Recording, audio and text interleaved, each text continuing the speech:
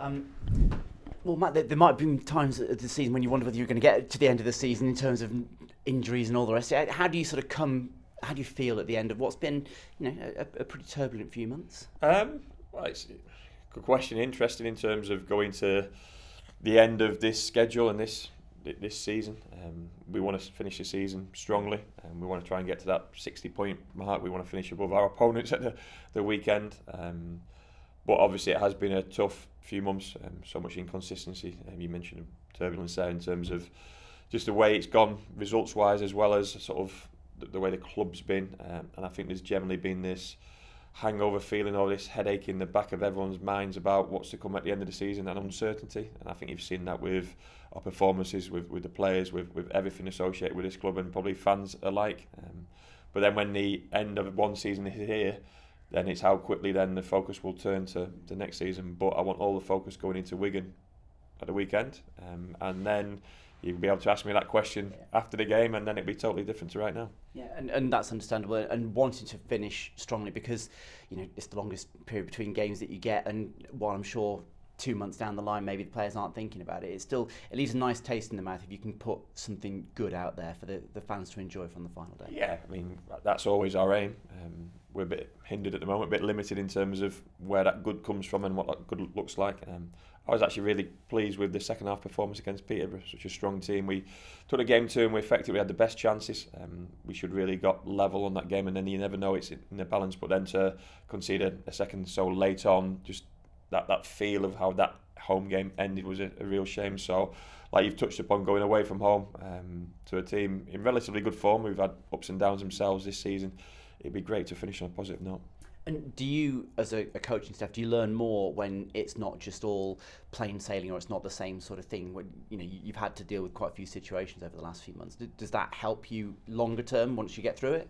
It just strengthens your mind that you don't want to be leading a organisation or a club or managing a team with as many situations as we've had. It's almost been a perfect storm in terms of what's happened and how it's all come. But that doesn't hide away from the fact that we've not won enough games of football, and we should have won more games and picked up more points. But I'm sure there'll be more control on and off the pitch next season, and that's what you strive for as a manager. And there's been so many surprises or so many things come to your desk on a daily basis, let alone on a weekly one, which have just made it a little bit more difficult than what you probably expected. Do you, obviously I'd imagine you know what you're doing in terms of players, do you have a good idea as you sit here now what you want your squad to look like come the first day of pre-season training in a couple of months' time? Yeah, there's wants and there's needs. Yeah. Every manager's wants can never be met, because it would mean you'd have the biggest budget in the league and X, Y, Z, and you could obtain any player you want in each and every position and play the style and system you really want to play. But then there's what you need and where we can introduce new players to this football club, but new players who are going to give us a competitive chance next season in terms of what's going to be an incredible league to be part of. Financially, such a stronger league than this season, with what's come up and what's going to come down as well. And obviously, even Wigan's an example. The Wigans, the Readings, the Charltons of the world have probably been stronger than they were this time round. So an opportunity, a fantastic challenge, and we want the right people moving forward in relation to that. And I'm not expecting names or anything like that, but do you know in terms of the types of players, the experience, all those kind of things, I'm looking for this type for that position and that type for here? Yeah, we've done that from day one. That's a manager's remit in terms of what he wants his balanced squad to look like, or to become a balanced squad.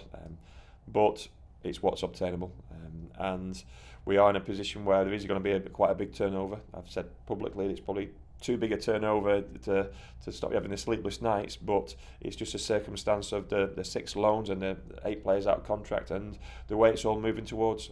But that is a big amount of players to refill, and to refill those players of a certain calibre and a certain quality, then obviously finance comes into it. Yeah. And are you, as an organisation, prepared for that amount of work kind of thing? Because obviously George is entering his first sort of window as a director of football. So are you happy with, or you got all your ducks in a row basically? Well, I think it's as best as it possibly could be.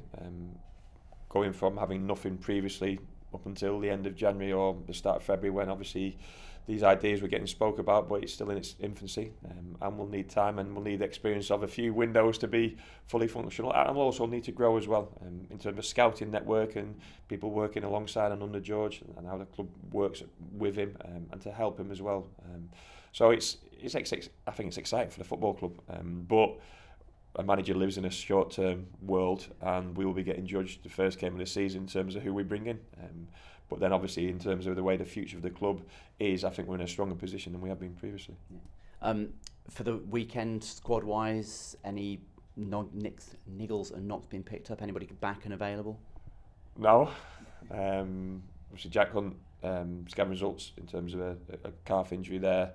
Connor Taylor, interesting one. So obviously damaged the hamstring in the first minute against Peterborough. He has had this knee complaint for a period of time now, and the specialists have scanned the knee as well as the hamstring. So the hamstring's got a serious enough injury as it is, but he's actually having surgery today to clean out his knee. So a bit of a trim of the cartilage and a clean out of the joint in relation to that knee, which might have been affecting that hamstring as well. He's probably played in a bit of pain and discomfort for too long now. I think it was possibly the Exeter game, or the Norwich game first, and then the Exeter game in terms of the aggravating that knee injury, and he came back, but he's not quite been right in relation to that. So, if the hamstring's a 6 to 8 week injury, the recovery from the knee operation will be the same. So it's not setting back in any way, but obviously we just got to be mindful of what he looks like when he comes back day one of pre-season. And if he was ever going to do it, then I suppose now would be a good time, because he doesn't anything bar Saturday. Doesn't miss any more competitive football than what he needs to.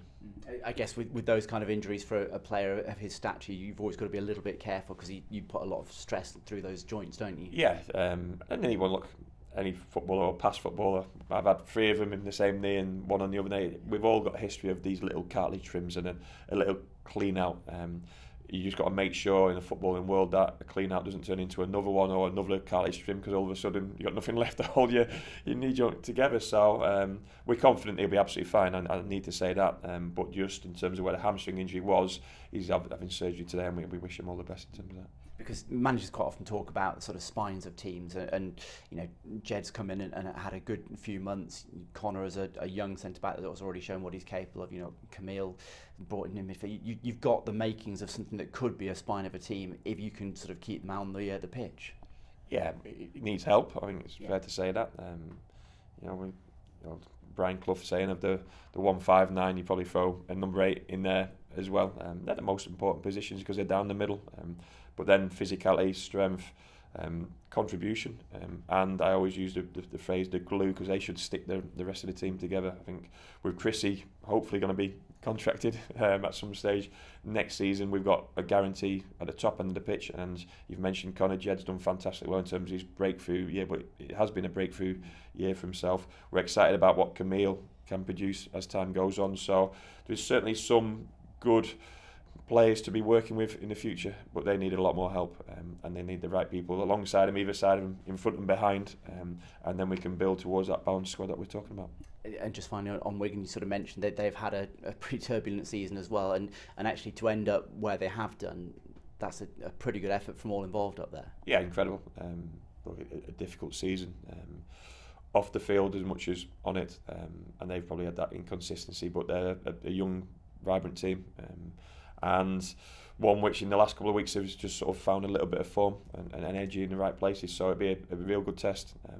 But it is the last one, and I think our bench and our options for some of our young players within the football club will show where we're moving towards, not just in terms of this game but in the future, but also where we are in terms of bare bones of probably close to double figures, senior players unavailable. That's been a constant throughout. That's not just this game, that's been a constant throughout. But we will be a little bit weaker in certain parts. We've certainly got no recognised centre forward on the pitch at the moment, so we've got to find a different way to being successful, like I said, alluded to there. I liked our second half performance against Peterborough, against a good team, but you need a goal or something in terms of the points return to show for it.